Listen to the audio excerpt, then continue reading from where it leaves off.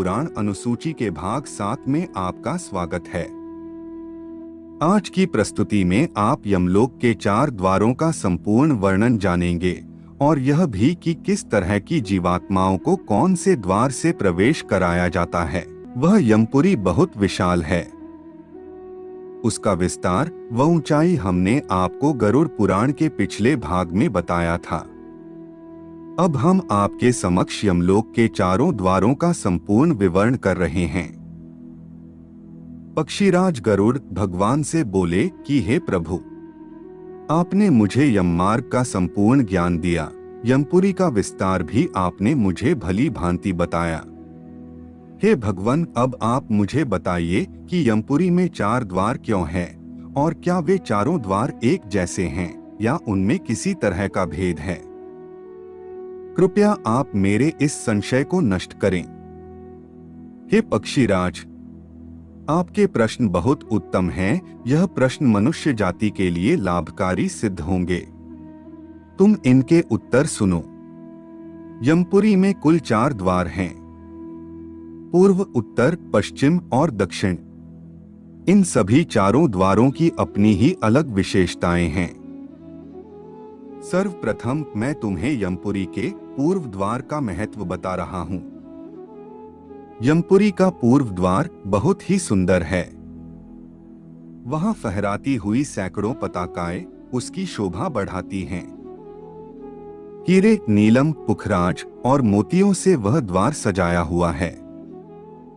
वहां गंधर्वों और अप्सराओं के गीत और नृत्य होते रहते हैं। उस द्वार से देवताओं, ऋषियों, योगियों, गंधर्वों, सिद्ध मुनि जनों, यक्षों और विद्वानों का प्रवेश होता है।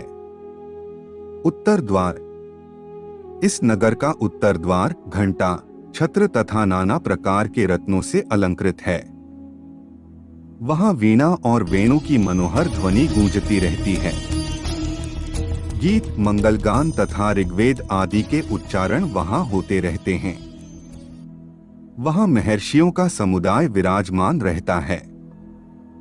उस द्वार से उन्हीं पुण्यात्माओं का प्रवेश होता है जो धर्मज्ञ और सत्यवादी हैं, जिन्होंने गर्मी में दूसरों को जल पिलाया और सर्दी में अग्नि का सेवन कराया है, जो थके वहारे हुए मनुष्यों की सेवा करते और सदा प्रिय वचन बोलते हैं, जो दाता यानी दान देने वाले गुरु और माता पिता के भक्त हैं, तथा जिन्होंने ब्राह्मणों की सेवा और अतिथियों का पूजन किया है, वे उत्तर द्वार से ही पुरी में प्रवेश करते हैं।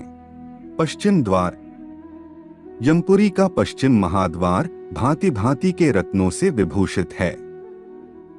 विचित्र विचित्र मणियों की वहां सीढ़ियां बनी हैं। देवता उस द्वार की शोभा बढ़ाते रहते हैं। वहां ढोल, मृदंग और शंख आदि यंत्रों की ध्वनि हुआ करती है। सिद्धों के समुदाय सदा हर्ष में भरकर उस द्वार पर मंगल गान करते हैं। जो मनुष्य भगवान शिव की भक्ति में संलग्न रहते हैं, जो सब तीर्थों में गोते लगा चुके हैं, जिन्होंने पंचाग्नि का सेवन किया है, जो किसी उत्तम तीर्थ स्थान में अथवा कालिंजर पर्वत पर प्राण त्याग करते हैं, और जो स्वामी, मित्र अथवा जगत का कल्याण करने के लिए एवं गौ की रक्षा के लिए मारे गए हैं, वे शूरवीर और तपस्वी पुरुष पश्चिम द्वार से यमपुरी में प्रवेश करते हैं। हे गरुड़, अब मैं तुम्हारे समक्ष यमपुरी के सबसे पीड़ाजनक व विकराल द्वार का वर्णन कर रहा हूं। तुम इसे ध्यान से सुनो। उस पुरी का दक्षिण द्वार अत्यंत भयानक है। वह संपूर्ण जीवों के मन में भय उत्पन्न करने वाला है। वहां निरंतर हाहाकार मचा रहता है और सदा अंधेरा छाया रहता है। उस द्वार पर तीखे सींग, कांटे, बिच्छू, सांप, वज्रमुख कीट, भेड़िए, व्याघ्र, रीछ, सिंह, गीदड़, कुत्ते, बिलाव और गीध उपस्थित रहते हैं। उनके मुखों से आग की लपटें निकला करती हैं। जो सदा सबका अनहित करने वाले पापी आत्मा हैं, उन्हीं का उस मार्ग से पुरी में प्रवेश होता है।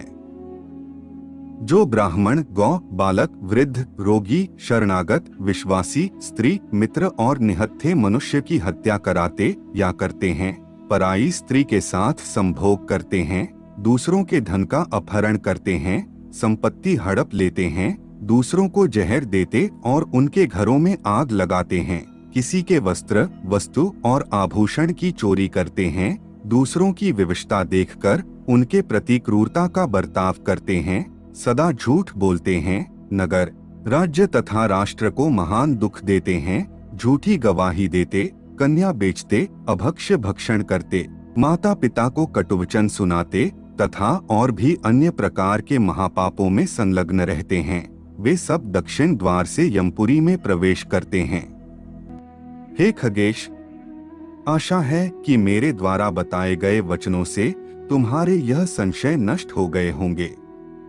वर्तमान में मनुष्य अपनी मानसिकता और विचारों के कारण ही अपने जीवन को स्वर्ग व नरक में परिवर्तित करता है। वह मनुष्य यह नहीं सोचता कि जीवन केवल मृत्यु तक ही नहीं, अपितु मृत्यु के पश्चात भी है और बुरे कर्मों का वास्तविक फल तो मृत्यु के बाद ही मिलता है। आज की वीडियो में केवल इतना ही।